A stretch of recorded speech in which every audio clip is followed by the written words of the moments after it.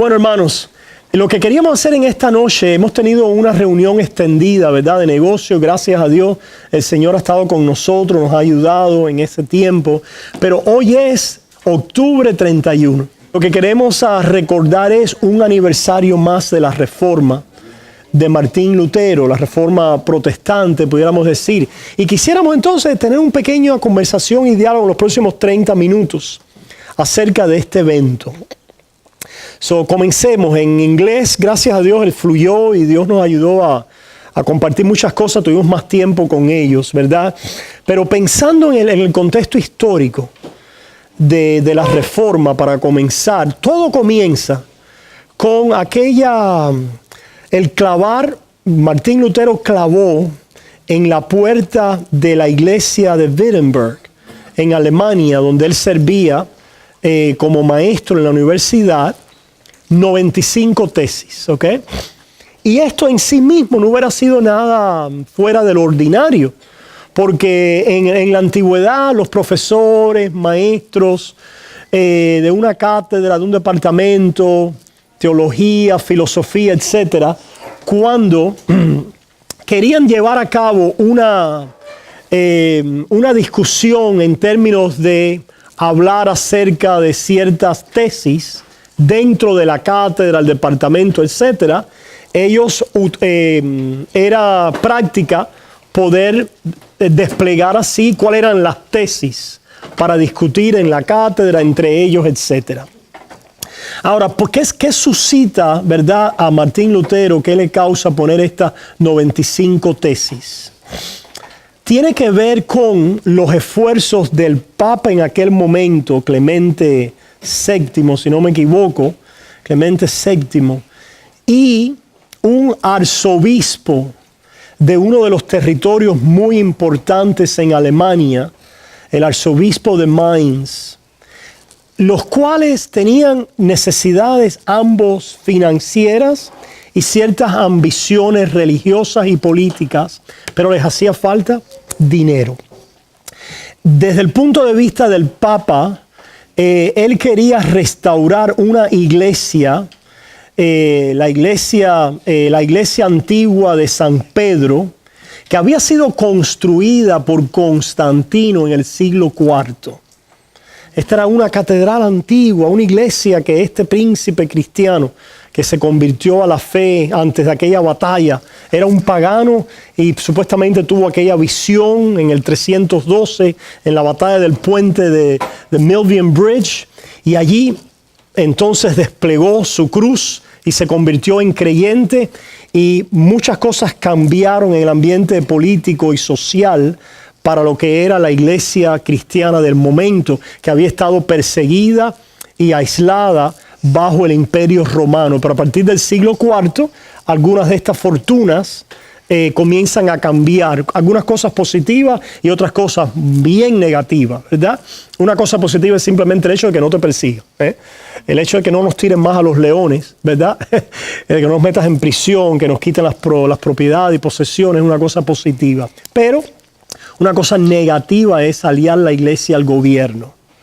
La iglesia y el reino de Dios no está diseñado para estar conectado, unido, casado con el poder político. Y esto fue lo que sucedió con Constantino en el siglo IV. Pues él construye esta catedral. Imagínense ustedes, del siglo IV, 300 y pico, al 1500. ¿Cuántos años han pasado? Siglos, más de un milenio. Todavía estaba de pie esta catedral, pero estaba destruida, dilapidada, cayéndose. Y era parte de la ambición de este Papa restaurarla y mostrar así la gloria de su papado, del cristianismo. Y estoy seguro que muchas de las intenciones podían ser válidas y buenas, pero no tenía dinero. ¿Ok? Esa es la necesidad del Papa. Por el otro lado, el arzobispo de Mainz, de este territorio importante, era un hombre joven. Y aquí, fíjense que estamos conectando la historia diferente porque todos son piezas que se unen, ¿ok? Este hombre ahora en el siglo XVI ha comprado diferentes posiciones eclesiásticas. Eso es lo que se llama simony. ¿Cómo se dice en español? Simony, simonía. Ok, simonía yo diría en español. ¿De dónde viene simonía o simony? De Simón. ¿Quién era Simón? No, el que quería comprar el don de los apóstoles.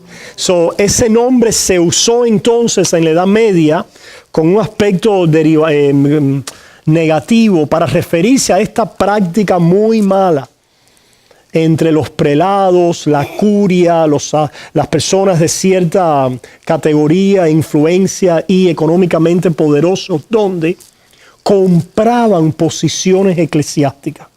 Ok, bueno, este territorio tiene 3 obispados, pues voy a comprar este obispado aquí, pero también voy a comprar aquel. Y también voy a comprar aquel. ¿Con qué propósito? Bueno, si yo soy el obispo de estas 3 regiones, entonces yo pongo ahora a alguien ahí que administre esa localidad, esa región, y yo devengo, ¿verdad? Recibo de todas estas 3 localidades las recolecciones de dinero, remesas de dinero, a través de las cuales me puedo enriquecer, y también el prestigio de la posición eclesiástica, ¿verdad? En aquella época.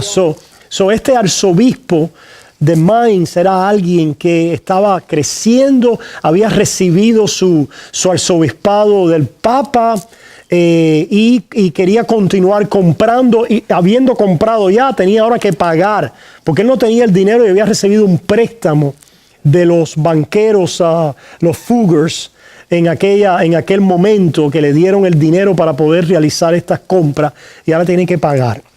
Se unen estos 2 personajes, cada uno con ciertas ambiciones sociales, religiosas, políticas, y dicen, ¿por qué no hacemos algo? Vamos a recaudar dinero a través de una serie de indulgencias, ¿ok? Y el dinero que recaudemos, la mitad, Papa, va para la construcción de la basílica en Roma, y la otra mitad va para mí, para poder yo pagar las deudas de estas oficinas, de estas posesiones eclesiásticas que yo he comprado.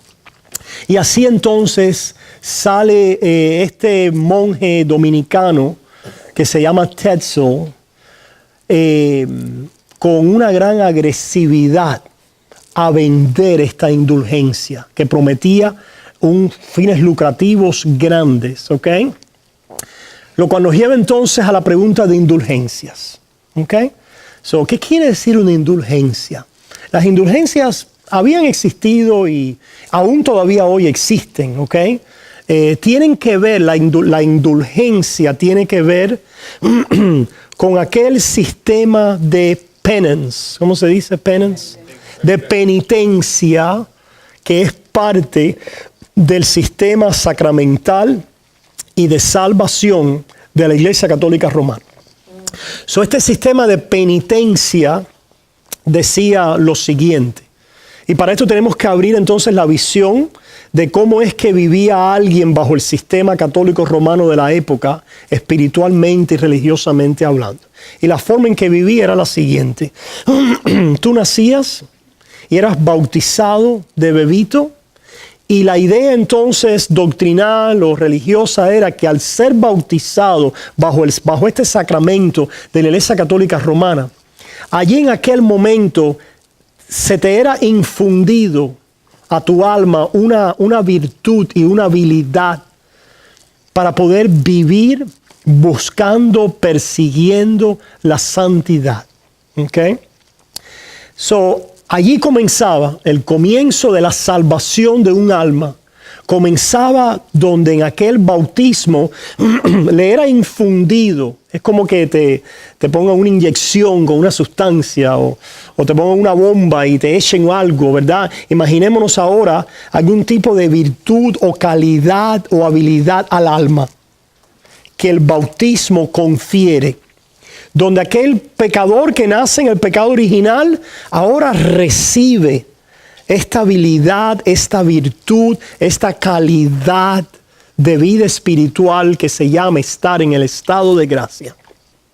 En este estado de gracia, ahora el pecador, el creyente, el católico romano, va a vivir una vida donde va a utilizar todos los elementos y los canales sacramentales de la Iglesia Católica Romana para entonces cooperar, asistir, mejorar, aumentar esa virtud en gracia que le ha sido concedido desde el bautismo, para entonces a lo largo de su vida en este proceso, ¿verdad?, de perseguir, de buscar esta santidad, de cooperar, de trabajar junto con esta gracia que le ha sido dada adentro, esta capacidad, esta virtud, esta habilidad, ¿verdad? Poder en algún momento morir y finalmente más adelante ser recibido por Dios. La idea es que a lo largo de toda la vida, ya que se te ha sido dada una habilidad espiritual que te permite comenzar a obrar en santidad, que te vayas purificando, santificando, limpiando de tus pecados, de tal manera que cuando llegues al cielo llegues ya como limpio y sin mancha. Ha habido un cambio, una transformación que comienza en esta vida y va avanzando y no termina en esta vida.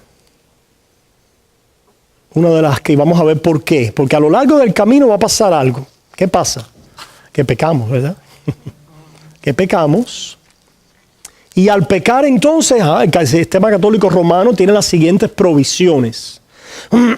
Tiene la provisión de que vienes entonces delante de un sacerdote a otro sacramento, que es la confesión auricular, ¿verdad? Delante de ese sacerdote representante de la Iglesia Católica Romana, el cual puede ahora perdonar tus pecados sobre la base de la contrición, el dolor por el pecado, tu arrepentimiento que involucra la sombrilla de arrepentimiento de la Iglesia Católica Romana es penance. Una vez más, ¿qué es?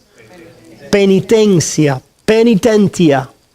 Penitentia es la palabra en latín, ¿verdad? Que la versión en el latín tenía para, la versión vulgata del latín, tenía para traducir la palabra metanoia. ¿Ok? Arrepentimiento. ¿Ok? So, cuando las personas oían esta palabra de penitencia, era el arrepentimiento. Y el arrepentimiento incluía algún sentido de dolor, de contrición por el pecado, venir delante del sacerdote en confesión por tus pecados. El sacerdote podía perdonar entonces el pecado sobre la base entonces también de recetar, prescribir ciertas penitencias.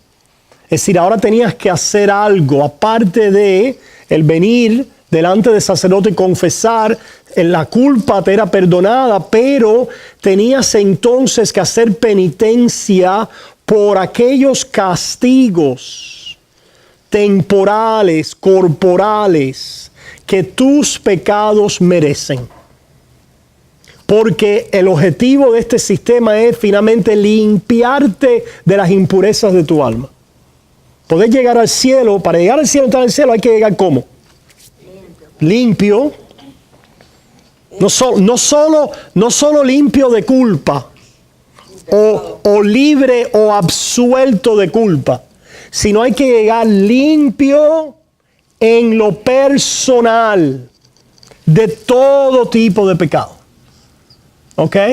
Por lo tanto, en este sistema de la confesión y la penitencia, estas dos cosas eran necesarias: la culpa y las manchas del pecado y los castigos temporales que te iban a purificar a través de la penitencia recetada, prescrita por la Iglesia Católica Romana para poder seguir en el camino de ¿qué? Podemos utilizar estos lenguajes para poder continuar en el estado de gracia. El estado de gracia es el poder estar en esa virtud infundida de parte de Dios para poder perseguir la santidad de tal manera que entonces muriendo, habiendo limpiado tu alma, habiendo caminado en santidad, puedas ser aceptado en el cielo. Pero había un problemita, que ¿cómo sabemos que llegamos a purificarnos completamente? No, nadie. Decía la Iglesia Católica Romana, ciertos casos especiales, ciertos super santos han llegado a esto. Vemos la vida de Santal, estas personas que se han despojado de todo, han llegado a un nivel de despojo, de negación propia, de santidad, de servicio total, de obediencia. Estos son súper santos con méritos extraordinarios que Dios les ha concedido, y esos van directo a la presencia de Dios. Pero el resto de nosotros mortales, cuando muramos, no estamos listos para ir a la presencia de Dios. Y la Iglesia Católica Romana, en un aspecto pastoral, pudiéramos decir, en un aspecto de ayudar al pueblo, tenía un paso adicional.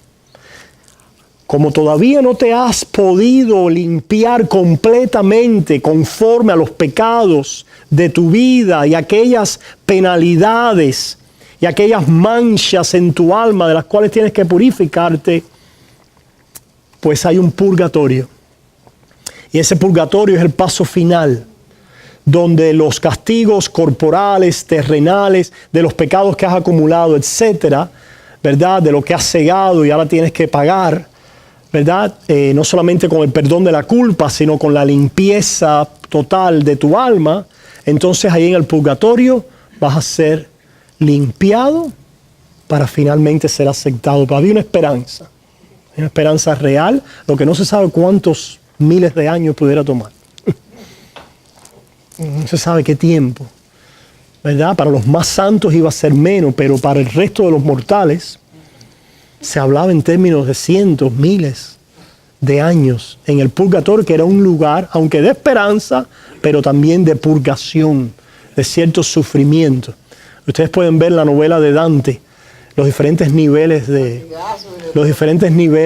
¿cómo se llama? Del infierno. Dante puso ahí a varios papas, interesantemente, la peor parte del infierno. ¿Okay? ¿Qué entonces eran las indulgencias?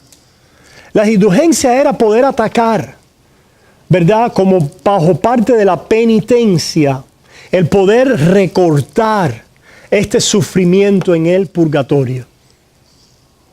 Porque al final del día piensen, no lo vean solamente, es decir, si yo contribuyo con una ofrenda para una buena obra, como construir la Basílica de San Pedro, o si yo apoyo a clérigos que se dedican, esos son los santos, los soldados de Dios, que se dedican a hacer el sacrificio de la mesa, a ocuparse de los sacramentos de oración, para cuando yo vaya puedan extenderme a través de estos sacramentos gracia infundida en mí, ayudarme en el camino, porque ellos están en esta santidad y tienen este llamado y pueden hacerlo por mí, y yo contribuyo a la iglesia, a esa, ¿verdad?, jerarquía de los santos. Pues estoy haciendo una obra buena, esto se me cuenta bajo penitencia para rebajarme las cuentas del purgatorio. Pero Tetzel, que era tremendo vendedor, ¿verdad?, tenía el especial de fin de año excelente. Y este especial de fin de año, sí, porque era por octubre, por ahí, ya había estado trabajando, ¿no? Si es octubre 31, pues estaba en función en esos últimos meses del año. Y él decía, cuando una moneda en el cofre suena, un alma del purgatorio vuela. When a coin in the coffer rings, a soul from purgatory springs. Okay? Cuando una moneda en el cofre suena, un alma del purgatorio vuela. ¿Okay? Es decir, esta es la oportunidad de sacar a tu familiar del purgatorio. Y Tetzel tenía, antes de Twitter, antes de Facebook, antes de la internet, tenía un entoraje, tenía una, ¿verdad?, este evento que él traía a los pueblos y a las ciudades, que era, te aterrorizaban los gritos, las llamas, los tambores, ¿verdad? Las llamas del purgatorio, el sufrimiento de tu ser querido que ha partido. En un tiempo donde nadie sabe leer ni escribir, nadie ha ido a la escuela, lo único que conocen es la Iglesia Católica Romana y la jerarquía. Estos son los que tienen la puerta para entrar en los cielos y salir. Al final del día la vida era dura. No, la vida en aquellos tiempos era dura. Ustedes sabían que en el siglo antes de la Reforma se perdió casi la mitad de la población de Europa a la plaga bubónica. Tremendo, ¿verdad? Las personas tenían en su mente la gran necesidad de prepararse para la próxima vida. Y la única esperanza que conocían era la que tenían delante en la Iglesia Católica Romana. ¿Okay? ¿Qué usted haría si mamá, papá, hermanito, hermana, y esto es lo único que usted tiene esas monedas, usted no las pagaría? Por supuesto que sí. Lo hubiéramos hecho también. Algunas personas estaban cruzando el territorio de Saxony, donde estaba Lutero, y el príncipe de Lutero, Federico el Sabio, que no permitió a Tetzel que entrara en su territorio. Muy interesante. Este Federico Sabio era sabio de verdad. Él no quería que se le fuera el dinero de su territorio, enviárselo allá al Papa, ¿verdad? Y a la vez sabía que esto era una competencia, una rivalidad, y no le gustaba mucho esta idea. Pero Lutero, ¿verdad? Al ver los papeles y las personas cruzando y entrando de vuelta, se da cuenta que esto es un disparate, que esto es algo que es un abuso, que su iglesia y su pueblo está siendo abusada, y escribe las 95 tesis. Las tesis tienen que ver con este suceso, con este evento. Lutero cree que esto está sucediendo a espaldas del Papa. A espaldas del Papa. Y este hombre, tesis, pero ¿quién le ha dado a este hombre permiso para hacer esto? Esto es un abuso, ¿verdad?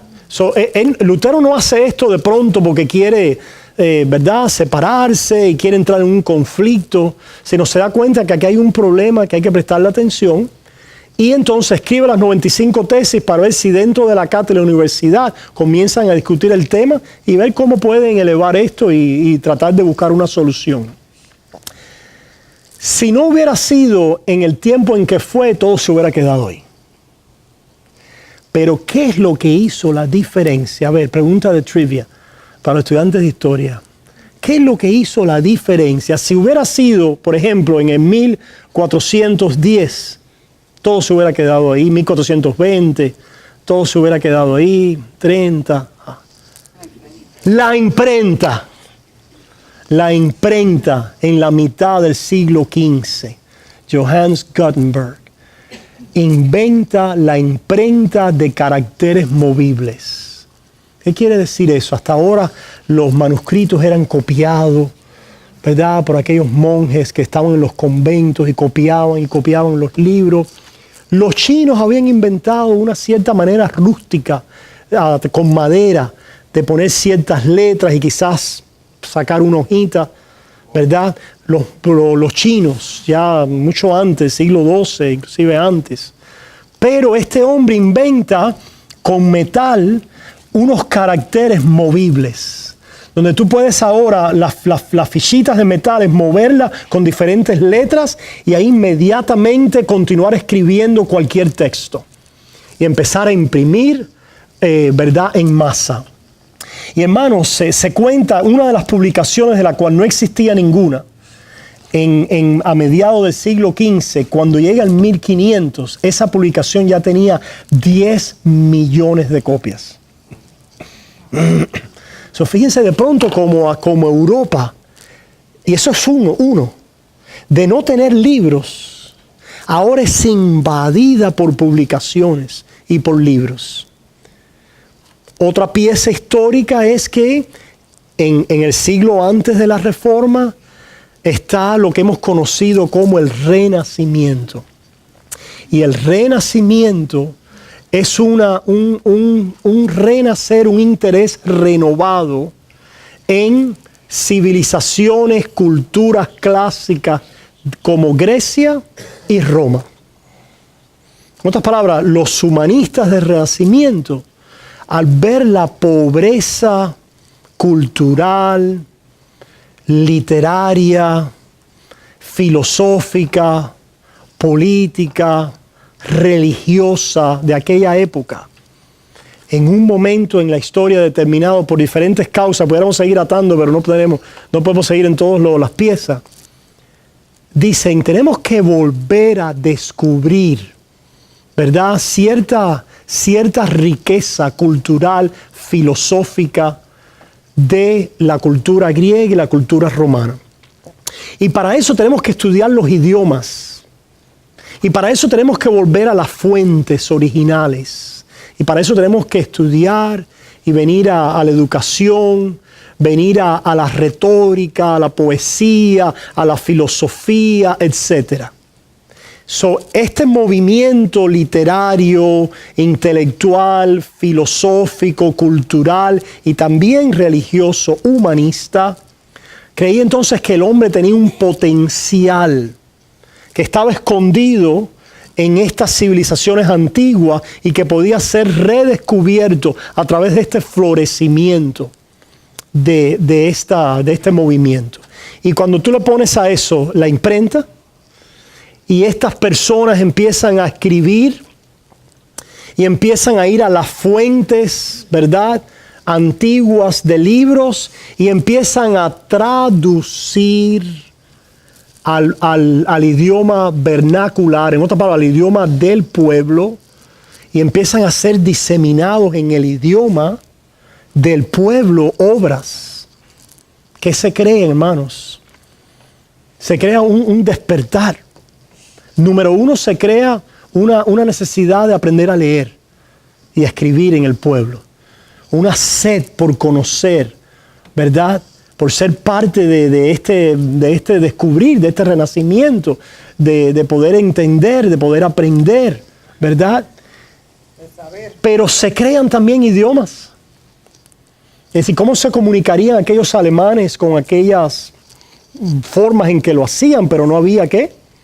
No había una escritura, no había un idioma, ¿verdad?, escrito formal. ¿Quién trae ese idioma escrito formal? El alemán que Lutero traduce, ¿verdad? Cuando traduce el Nuevo Testamento, cuando traduce la Biblia, cuando traduce escritos que él hace en su lucha contra la Iglesia Católica Romana al alemán. Y así también, ¿verdad?, en Italia, Dante, ¿verdad? En Inglaterra, Chaucer. Es decir, se forman, hermanos, idiomas. Y con idiomas se forman identidades nacionales y de pueblo, ¿se fijan? Estas son implicaciones sociales de la reforma. También empieza a salir una serie de una nueva economía. ¿Por qué?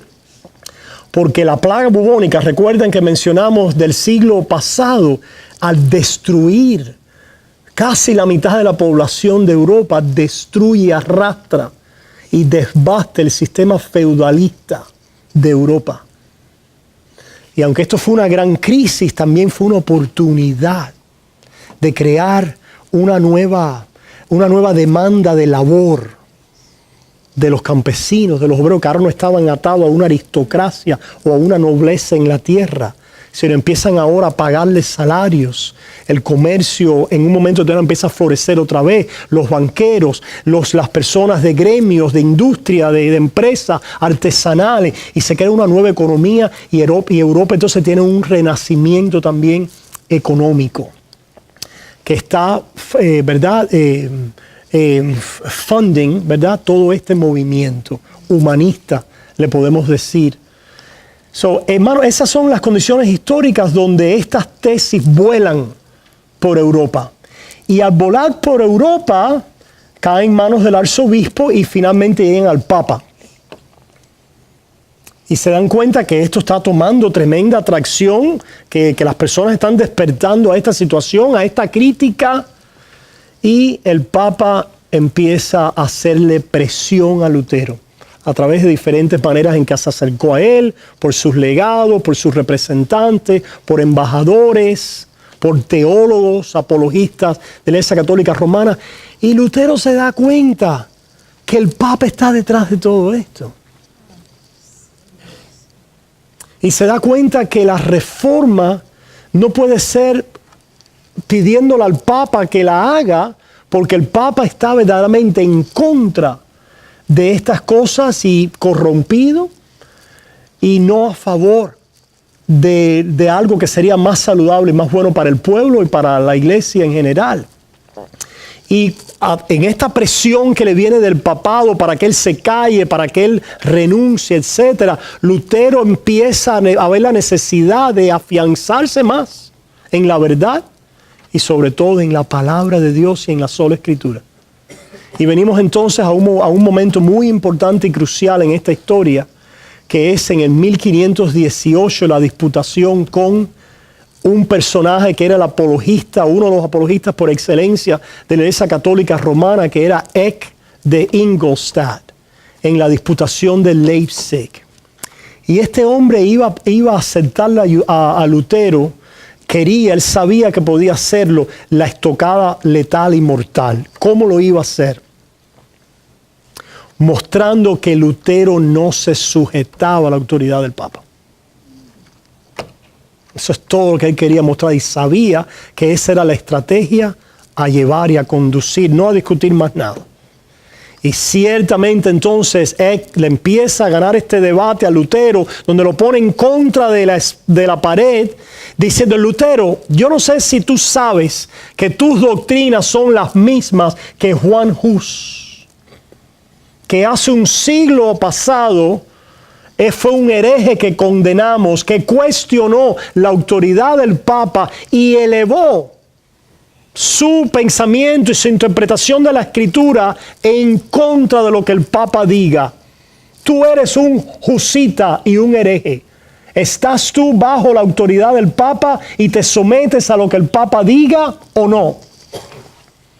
Y Lutero ahí entonces dijo: dame un break. Time out. Y buscó entonces los escritos de Juan Hus. Juan Hus, que fueron los precursores de la Reforma, y fue quemado en el Concilio de Constanza en 1410. Bajo objeciones similares, críticas a la Iglesia Católica Romana y la autoridad del Papa, exaltando la supremacía de la sola Escritura, y fue quemado. Lutero, al ver los escritos de Juan Hus, dice: tienes razón. Y al próximo día, entonces, cuando regresa y vuelve de Ingolstadt a preguntarle, a ponerlo contra la pared, Lutero valientemente reconoce y dice: sí, yo soy un husita. Yo soy un husita. El apellido Hus significa como cisne.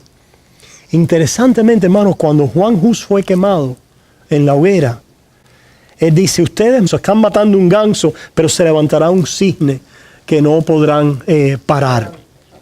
Hermanos, Lutero entonces no lo pueden parar. Es decir, ya después que Lutero en ese año 1518 se manifiesta así, le llega en el próximo año la excomunicación papal. La excomunicación papal, donde es o recanta o revoca, ¿cómo es? O retráete, revoco. O retráctate o quedas excomunicado. Si alguien era excomunicado por la iglesia, caía entonces en manos del gobierno civil, y el gobierno civil administraba la condena, que la condena por la herejía en aquel tiempo era la muerte. ¿Okay? Lutero quema aquel dictamen papal en el 1520 allí con sus estudiantes en la calle, y en la dieta de 1521, no la dieta para bajar de peso, sino a los concilios en aquel tiempo se le decían the diet, la dieta, el concilio, no sé dónde, sería interesante ver de dónde viene esa palabra, en esa manera. Aparecer delante del emperador del Imperio Santo Romano, que dicen, ¿verdad? En las escuelas aquí dicen que ni era santo ni era romano. El emperador Carlos V tenía bajo sus territorios todos esos territorios de Alemania, los territorios de Netherlands, España, casi toda Europa y los territorios nuevos que habían descubierto, ¿verdad? En América, en territorios de países de nosotros venimos, de los cuales España tenía control de muchos de ellos. Él tenía bajo su reinado toda esta autoridad y todo este poderío, y allí es citado Lutero. Es citado Lutero simplemente para que revoque, para que recante, ¿verdad? Para que se retracte. Y sabemos entonces esas palabras famosas de Lutero que dice: a menos que yo sea convencido por la razón y la enseñanza de las Escrituras de que estoy equivocado, no puedo retractarme, y aquí me paro. No es bueno ir en contra de la conciencia, y que Dios me ayude. Y ahí entonces viene el dictamen ya también del emperador, del gobierno civil, donde queda bajo ese castigo, y le dice: bueno, bye, vete. Irse sin eso era simplemente que lo apresaran y fuera entonces a la muerte. Le habían dado como un salvoconducto, decía el emperador, que para venir a la dieta y salir le habían dado un salvoconducto, pero así también se lo habían hecho a Juan Hus. Y llegó, pero no salió.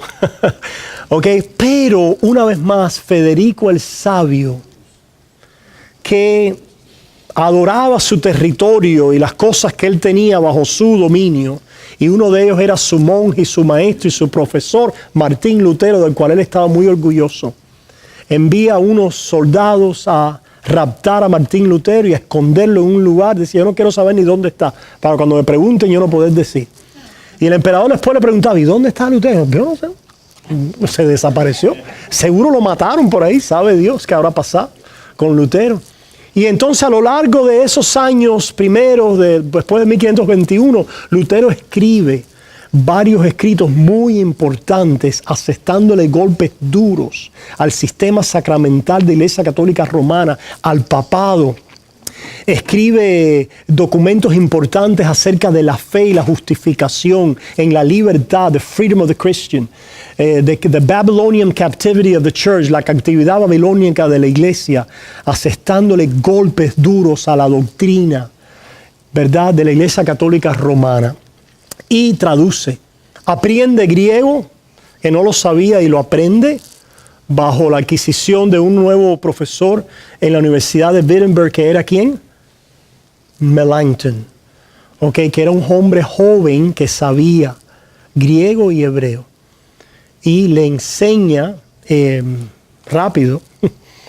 No habían, yo digo, ¿cómo podían estudiar tanto, escribir tanto? Es que, hermano, no había televisor, no había nada, no había internet, no había más nada. si tú no tienes más nada que hacer y solo leer y escribir, no había nada, hermano, no hay nada. Es decir, come y después ¿qué hace? O hacer bebito. ¿Verdad?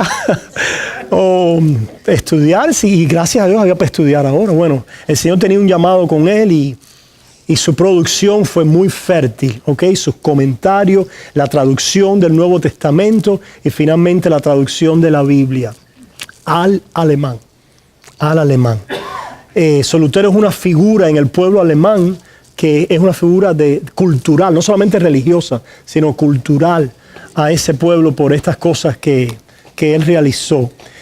¿Qué sucede después, hermanos? Pues algunos de estos príncipes empieza a correr como llama esta doctrina, el evangelio, en los territorios de Alemania del Norte.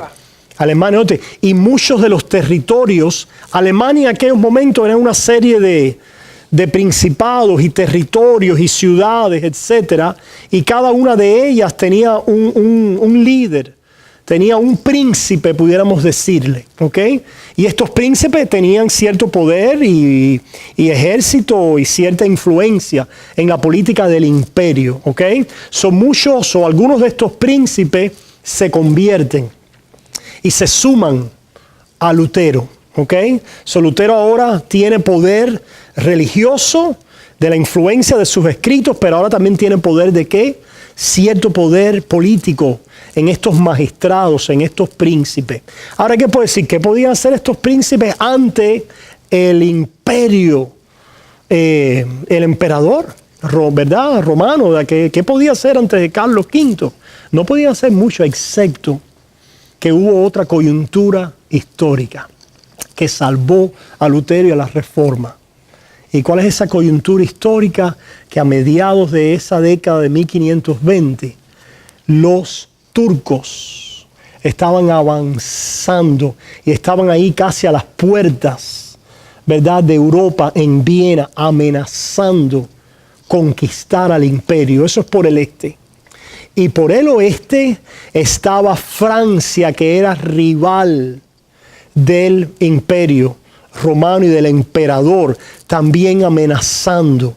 Ok, so el emperador se ve envuelto en dos frentes de batallas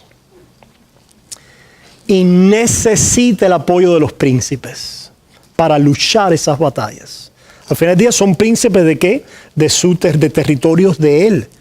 Y lo que uno que los príncipes le están diciendo es, y se reúnen, 1527-28, lo que se llama la Dieta de Speyer, donde los príncipes protestan, y ahí sale la palabra protestante. La palabra protestante sale de esta unión de príncipes luteranos que al final de esta década de 1520 vienen delante del imperio, del emperador, le dicen: tienes que darnos aquí una libertad para nosotros practicar nuestra religión en nuestro territorio como nosotros lo vemos. Y el emperador tiene que tolerarlos. Tiene que tolerarlos. Y si ustedes vieron la película de Martín Lutero, se fijan que termina, Martín Lutero está esperando. Y se fijan, cuando él está esperando, a lo mejor o que vengan las tropas a destruirlo del emperador, del imperio, o que vengan las buenas noticias. Por eso, esto es lo que quiere decir buena noticia. Que te llegue del frente de batalla una noticia buena, un reporte bueno. Ese es el evangelio. A Martín Lutero le llegó ese evangelio temporal, donde vinieron los príncipes diciendo: hemos obtenido un descanso, un respiro. La tenemos aquí, la hemos visto a veces, a lo mejor la vemos próximamente otra vez. Y así entonces, hermano, termina aquel momento donde se consolida la doctrina cristiana luterana. Lutero nunca quiso que se le llamara luteranismo ni nada por el estilo, pero finalmente así es como se conoce en todos esos territorios, y ellos confesionan entonces una confesión que le llaman la confesión de Augsburg, que es presentada delante del emperador también y la iglesia, los oficiales de esa católica romana en el 1530, que es rechazada por la iglesia católica romana, pero simplemente continúa habiendo una cierta tolerancia.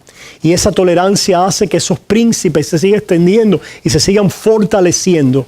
Eso es en la parte de Alemania, pero al sur, allá arribita de Italia, está habiendo también otro movimiento reformado paralelo al movimiento luterano, y es el movimiento que comienza Zwingli, Ulrich Zwingli. Y es de donde sale entonces la denominación reformada. Hablamos nosotros de la sombrilla reformada, como una sombrilla amplia, donde salen dos ramas. Está la rama de Lutero, que es el tronco principal, y esta rama reformada de personajes como Zwingli, de personajes como Butzer, de personajes como el que le sigue a Zwingli, que muere en una confrontación, en una batalla con la iglesia católica romana. Ahora se me va de la mente cómo se llamaba el otro. Y finalmente Calvino en Ginebra, ¿verdad? Y tratando de influenciar a Francia, etc. Se consolida el movimiento de la denominación reformada y el movimiento luterano, y gana fuerza. Y así se expande la palabra de Dios. No perfecto, ¿verdad? Pero ellos tratan cierta unificación, pero nunca sucede, porque Lutero era obstinado como un güey. Y cuando trataron de ellos de acercarse a Lutero, que todo el mundo les respetaba y le admiraba, pero Lutero tenía sus defectos también. Lutero escribió en la mesa: este es mi cuerpo. Y cuando Zwingli decía, pero no, esto es un memorial. O él decía, pero esto no es así, necesariamente decía, eso es lo que dice ahí, punto. Y si no es así, no te puedo dar la mano a usted y no podemos tener comunión. Y así se fueron estas dos ramas, estas dos vertientes, ¿verdad? Separándose con confesiones diferentes y con diferentes maneras de mirar la doctrina y la enseñanza cristiana. Y así, hermanos, vamos a terminar ahí en ese capítulo feliz, porque finalmente viene un capítulo infeliz, que después se pone feliz otra vez. O como dice Tres Patines, me puse feliz, pero después me puse triste, o después me puse contento, no sé, algo así. Pero finalmente cuando el emperador gana la pelea con los turcos y también entra en una cierta paz con Francia, con el papado, etc., él destruye a la Liga de Príncipes Luteranos, en la liga, se llamó la Liga Esmalcádica, en el 1547, un año después que Lutero muere. Pero ya, aunque estableció poder político, no pudo ya echar para atrás la reforma, era imposible. Y después tuvieron que venir ciertos coloquios y ciertos compromises, ¿verdad? Negociaciones para poder vivir, que destallaron en guerras por los próximos 50 años, en guerras en Europa religiosas. Pero la reforma estaba ahí ya para quedarse. De esta reforma que salen estas dos ramas, luteranas y reformadas, después salen una serie, vamos a decir, de ramitas o de movimientos que todas beben de esta agua. ¿Quiénes salen? Los congregacionalistas, los presbiterianos, los bautistas, los metodistas, los anglicanos, todos con ciertas características diferentes, o en el gobierno, ciertos énfasis doctrinales, etcétera, etcétera, pero todos bajo la sombrilla, en cierta manera, reformada. Y esa es nuestra herencia. Por eso tenemos la Biblia hoy en nuestro idioma. Esa es nuestra herencia, se rescató la luz del Evangelio, ¿verdad? Y esta doctrina. ¿Alguna pregunta, hermanos, para terminar? Un comentario. Dedicaron el ataque de ellos a la inmoralidad. Ciertamente. Pero Lutero fue Sí, sobre todo, los inicios de las ramas reformadas. Los inicios de las ramas reformadas. Escuchen, hermanos. Los inicios de la denominación reformada vienen con un gran énfasis moralista. Lo cual Lutero, hasta cierta manera, creo yo, es influenciado por ahí. Es decir, la rama luterana tiene una cristocentralidad que es diferente de la rama de la denominación reformada. Y tiene que ver con sus comienzos, tiene que ver con los énfasis que se hicieron, y tiene que ver después con lo que Calvino, hasta cierta manera, el mejor, ¿verdad? Y hemos recibido a través de la sistematización de Calvino, el cual respetaba mucho a Lutero. Calvino es una generación después de Lutero, y él decía, Lutero es mi maestro. Dice, a lo mejor él no me puede hacer, a lo mejor si él no me acepta, etcétera, pero yo siempre lo acepto a él. Es decir, había un gran respeto hacia las enseñanzas de Lutero. Pero Calvino ciertamente recibe esa herencia de reformada y ese énfasis, ¿verdad?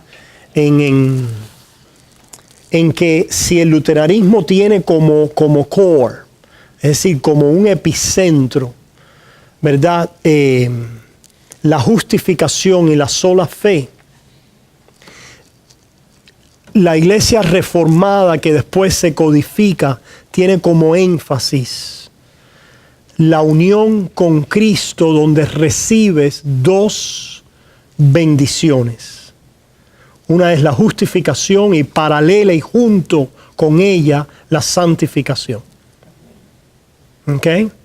Y aunque van a hablar muy bien en la justificación, paralela y junto con ella, empiezan es decir, aunque hay una distinción, la distinción no es tal que todo es canalizado por la justificación, sino antes de la justificación hay un paso primero, que es la regeneración, donde recibe el creyente las dos bendiciones de la justificación y la regeneración o el cambio moral.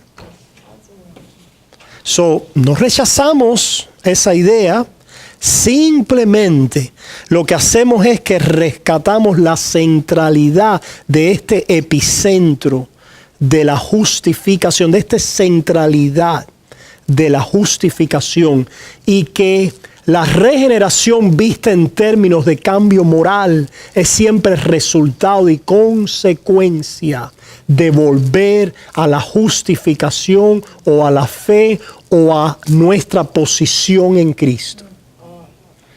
Y eso lo podemos después discutir con más detalle y con más, para aquellos que están interesados, ¿verdad? Teológicamente, y es ciertamente.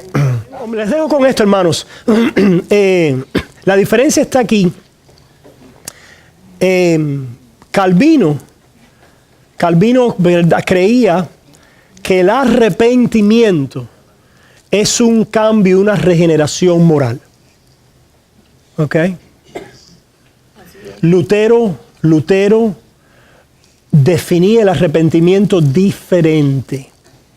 En otras palabras, el cambio y la regeneración moral para Lutero es frutos de la fe, de la justificación.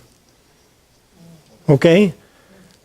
Pero para la iglesia calvinista reformada, el creyente recibe por el Espíritu Santo una fe que se arrepiente. Es decir, una fe que obra. Una fe que obra. Y es justificado por una fe que obra. Y aquí comienza este lenguaje, ¿verdad?, a introducir, en mi opinión, un ruido en la doctrina del Evangelio. Porque aunque afirmamos que la fe obra, las obras no son necesarias para nuestra justificación. Y lo que vemos después en las codificaciones reformadas es que las obras son necesarias para la salvación. Y lo califican de 1000 maneras, pero continúa siendo necesaria. Podemos hablar más de eso. Ahí es donde nosotros hemos dicho, mirando a la definición de arrepentimiento de Lutero, que Calvino conocía. Porque le puedo mostrar en los institutos que Calvino en un momento dice, algunos han hablado del arrepentimiento de esta manera, pero creemos que hay una manera mejor de definirlo y de formularla. Y allí decidió apartarse de Lutero. ¿Por qué? ¿No? Cosas que quedan para los estudiosos y los teólogos y ver las influencias, ¿verdad? Pero eso creo yo, hermano, que es lo que nos ha dado una visión del arrepentimiento, que es abandonar el pecado. Y si el arrepentimiento es parte del instrumento, es decir, arrepentíos y creed para ser salvos, es el llamado del Evangelio. Entonces, lo que estamos diciendo entonces es, abandona el pecado y cree para ser parte, para poder venir a la gracia, a la salvación. ¿Te fijan? Deja de pecar. Por un lado, deja de pecar, es decir, si la justificación es correcto, solo por la fe, no obras, etc. Ahí eres justificado, pero también tienes que arrepentirte. Deja de pecar, tienes que abandonar el pecado. Y eso es parte de la forma en que ellos formulan y llaman al pecador ¿a qué? A la salvación. Y creemos que es un error. Que se pueda hablar mejor dentro de la sombrilla ancha y amplia reformada. Porque lo que tenemos que decir es simplemente que ni el arrepentimiento ni la fe es abandonar el pecado, sino es movernos de nuestro pecado a Cristo sin obras ninguna, donde ahí somos justificados por el arrepentimiento y la fe, por mover este cambio de mente a Cristo, que ve la convicción del pecado, confiesa en Cristo el perdón final, la justificación final y total al impío sin obras.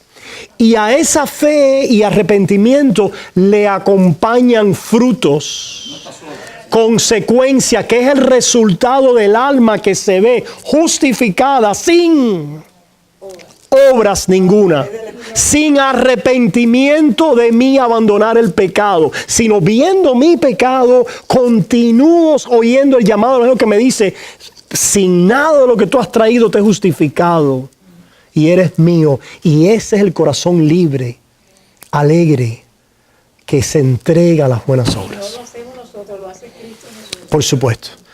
Terminamos ahí, hermano. Señor, gracias por este tiempo. Gracias por tu misericordia. Y Señor, rogamos tu dirección para continuar creciendo en tu palabra y enriqueciéndonos en Cristo Jesús, Señor. Te necesitamos. Perdona nuestras faltas y pecados en Cristo Jesús. Amén y amén.